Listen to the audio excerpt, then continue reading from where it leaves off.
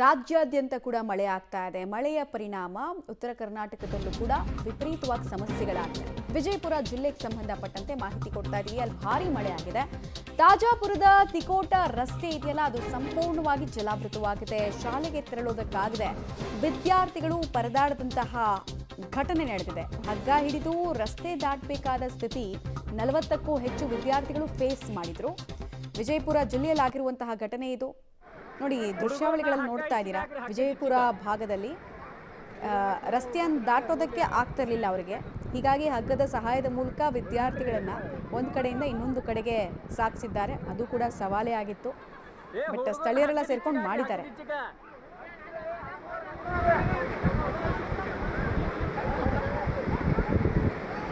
ವೈದ್ಯಕೀಯ ಮಾಡಿದ್ರೆ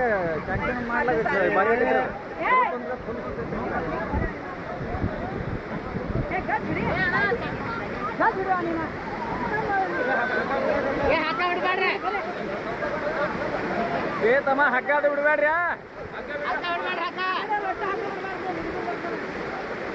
ಒಟ್ಟ ಸಮಾಧಾನಲೇ ಬರ್ರಿ. ಒಟ್ಟ ಬಿಗ ಯಾಕೆ ನೋಡಿ.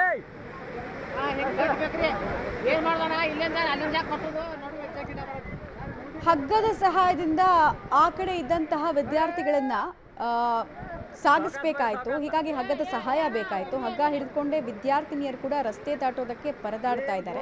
ಬಿಕಾಸ್ ಆ ಕಡೆಯಿಂದ ವಿಪರೀತವಾಗಿ ನೀರು ಫೋರ್ಸ್ ಇದೆ. ಹಿಂದೆಗಡೆ ಬ್ಯಾಗ್ ಇರುತ್ತೆ, ಅದು ವಿಪರೀತ ಭಾರ ಇರುತ್ತೆ.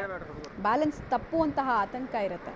ಆತಂಕದ ಮಧ್ಯೆ ಅವರನ್ನೆಲ್ಲ ಪಾರ್ ಮಾಡೋ ಕೆಲಸವನ್ನು ಸ್ಥಳೀಯರೆಲ್ಲ ಮಾಡಿದ್ದಾರೆ. ಒಂದು ವ್ಯವಸ್ಥೆ ಮಾಡಿಕೊಂಡು, ಪರ್ಯಾಯ ವ್ಯವಸ್ಥೆ ಮಾಡಿಕೊಂಡು. ಆದರೆ ಇಷ್ಟೊಂದು ರಿಸ್ಕನ್ನು ತಗೊಳ್ಬೇಕಾಗಿತ್ತು ಅನ್ನೋದೊಂದು ಪ್ರಶ್ನೆ ಬರುತ್ತೆ.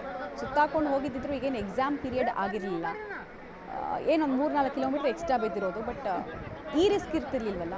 ಸೊ ಈ ಥರದ ರಿಸ್ಕ್ಗಳನ್ನ ತೆಗೆದುಕೊಳ್ಳುವಂತಹ ಪ್ರಮೇಯ ಕಡಿಮೆ ಆಗಲಿ ಅಂತಷ್ಟೇ ಕೇಳ್ಕೊಳ್ಬೋದು ನಾವು ಅಷ್ಟೇ. ವಿಜಯಪುರ ಸೇರಿದಂತೆ ಉತ್ತರ ಕರ್ನಾಟಕದ ಬಹುತೇಕ ಕಡೆಗಳಲ್ಲಿ ನದಿಗೆ ಸ್ವಲ್ಪ ಎತ್ತರದಲ್ಲಿ ಮಾತ್ರ ಬ್ರಿಡ್ಜ್ ಕಮ್ ಬ್ಯಾರೇಜ್ಗಳನ್ನು ಕಟ್ಟಿರ್ತಾರೆ, ಬ್ರಿಡ್ಜ್ಗಳನ್ನು ನಿರ್ಮಾಣ ಮಾಡಿರ್ತಾರೆ. ಬಹಳ ವರ್ಷಗಳ ಬೇಡಿಕೆ ಏನು ಅಂದರೆ ಉತ್ತರ ಕರ್ನಾಟಕದ ಬಹುತೇಕ ಲೋವರ್ ಬ್ರಿಡ್ಜ್ ಕಮ್ ಬ್ಯಾರೇಜ್ ಏನಿರುತ್ತೆ ಅದನ್ನು ಸ್ವಲ್ಪ ಹೈಟ್ ಮಾಡಬೇಕು ಅಂತ. ಅದನ್ನು ಕೇಳಲ್ಲ ಈ ಜನಪ್ರತಿನಿಧಿಗಳು. ಅದರ ಬಗ್ಗೆ ಅಧಿಕಾರಿಗಳು ಕೂಡ ತಲೆ ಕೆಡಿಸ್ಕೊಳ್ಳಲ್ಲ. ಒಂದೊಮ್ಮೆ ಈ ಘಟಪ್ರಭಾ, ಮಲಪ್ರಭಾ, ಕೃಷ್ಣಾ ನದಿ ನೀರಿನ ಮಟ್ಟ ಏರಿಕೆ ಆಯಿತು ಅಂದರೆ ಎಲ್ಲ ಬ್ರಿಡ್ಜ್ ಕಮ್ ಬ್ಯಾರೇಜ್ಗಳು ಮುಳುಗುತ್ತೆ. ಸೊ ಅನಿವಾರ್ಯವಾಗಿ ಹೀಗೆಲ್ಲ ಮಾಡಬೇಕಾಗತ್ತೆ.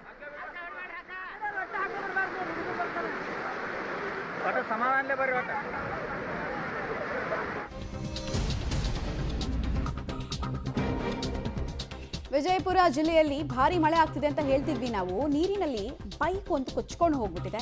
ಸವಾರ ಪಾರಾಗಿದ್ದಾರೆ. ಅದೃಷ್ಟವಶಾತ್ ಅವರ ಆಯುಷ್ಯ ಗಟ್ಟಿ ಇತ್ತು, ಹೀಗಾಗಿ ಪಾರಾಗಿದ್ದಾರೆ. ಸಂಗಮನಾಥ ದೇವಸ್ಥಾನದ ಹಳ್ಳದಲ್ಲಿ ಈ ಘಟನೆ ಆಗಿದೆ. ಅಪಾಯ ಮಟ್ಟವನ್ನು ಮೀರಿ ಹರಿತಾ ಇದ್ದ ಸೇತುವೆಯನ್ನು ದಾಟ್ಬಿಡ್ತೀನಿ, ನಾನು ಎಕ್ಸ್ಪರ್ಟ್ ಡ್ರೈವರ್ ಅಂತ ಯಾರ್ಯಾರು ಅಂದ್ಕೊಂಡಿರ್ತಾರೆ ಅವ್ರಿಗೆಲ್ಲ ಭ್ರಮ ನಿರಸನ ಆಗ್ತಾ ಇರುವಂತಹ ಸಮಯ ಇದು. ನೋಡಿ, ಅಲ್ಲಿ ಗಾಡಿನಲ್ಲಿ ಹೋಗಬೇಡ ಅಂತ ಎಷ್ಟೇ ಹೇಳಿದ್ರು ಕೇಳಲ್ಲ.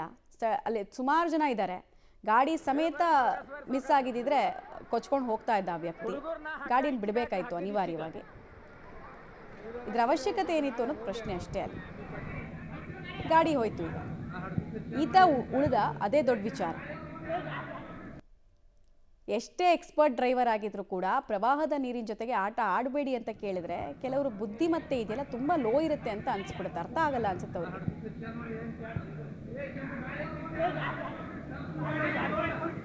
ಗಾಡಿ ಬಿಟ್ಟು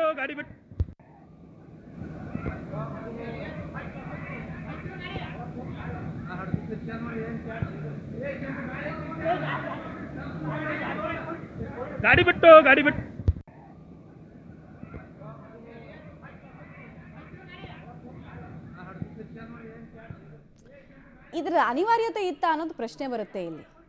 ಇಷ್ಟೆಲ್ಲ ದುಸ್ಸಾಹಸ ಮಾಡುವಂಥ ಅವಶ್ಯಕತೆ ಏನಿತ್ತು? ಆತ ಅಲ್ಲೇ ಸ್ಥಳೀಯರಿದ್ರು, ಅವನನ್ನು ಹಿಡ್ಕೊಂಡ್ರು. ಇಲ್ಲ, ಅವನು ಕೂಡ ಆ ಬೈಕ್ ಜೊತೆಗೆ ಕೊಚ್ಕೊಂಡು ಹೋಗ್ತಾ ಇದ್ದ. ನೋಡಿ, ಯಾವಾಗಲೂ ಅಷ್ಟೇ, ಮಳೆ ಬಿದ್ದಾಗ ಅಥವಾ ನೀರು ರಸ್ತೆ ಮೇಲೆ ಹರಿದಾಗ ನೀರು ಲುಬ್ರಿಕೆಂಟ್ ರೀತಿ ಕೆಲಸ ಮಾಡುತ್ತೆ. ಅಂದರೆ ಆಯಿಲ್ ರೀತಿ ಆಗುತ್ತೆ. ನಿಮ್ಮ ಟೈರ್ಗಳನ್ನು ಅದು ಸ್ಕಿಡ್ ಮಾಡಿಸುತ್ತೆ. ನಿಮ್ಗೆ ಆ ಅನುಭವ ಮಳೆ ಬಂದಮೇಲೆ ನೀವು ರಸ್ತೆಯಲ್ಲಿ ಗಾಡಿ ಓಡಿಸಿದ್ರೇ ಆಗುತ್ತೆ. ಅಂಥದ್ರಲ್ಲಿ ಹೇಗಿರ್ಬೋದು ಪರಿಸ್ಥಿತಿ ಅರ್ಥ ಮಾಡ್ಕೊಳ್ಳಿ. ನಿಜವಾಗ್ಲೂ ತಲೆ ಸರಿ ಇದ್ದವ್ರು ಮಾಡೋ ಕೆಲಸನ ಇದು, ಗಾಡಿ ತೊಗೊಂಡು ಹೋಗೋದು. ಯೋಚನೆ ಮಾಡಿ. ಗಾಡಿ ಬಿಟ್ಟು